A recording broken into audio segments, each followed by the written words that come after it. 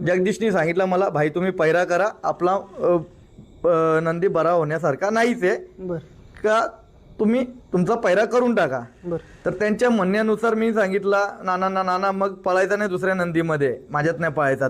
बर तर त्या लोकांनी नंतर काय केलं, 2 दिवसांनी आम्हाला फोन करायला लागले बर का मथुरमध्ये पळायचा का.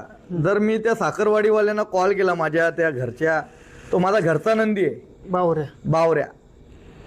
मी आपल्या अनिकेत झाला, सूरज झाला, सूरजला कॉल केला. बर वापस ते पुण्याचे जे मालक आहेत त्यांचे, ते माझे एकदम घरचे रिलेशन त्यांचे आमचे. बर तो घरचाच एक साथ पळाला आमचा तिथे जोड.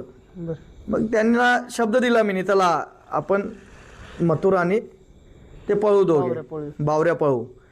तर ते पळाल्यानंतर मग पुढे विषय ठरला का पळायचा. मग नंतर नाना फोन करायला लागले मला, नाना प्रधान, बर का भाई आपण पळूया आता. तर मी बोललो मी थुकलेला चाटणारा माणूस नाहीये. जर मी एखाद्या बैलगाडा क्षेत्रामध्ये एखाद्याला प्रामाणिकपणे जर मी शब्द दिला, बर शब्द दिल्यानंतर पलटी नाही मारणार मी. बरोबर आहे. मग मी बोललो नाना तुम्ही शब्दाला पलटी मारता, आता तुम्ही तर सांगितलं जर पळायचं असं मथुरमध्ये पळणार, नाहीतर कुठल्या नंदीमध्ये पळणार नाही. बरोबर आहे.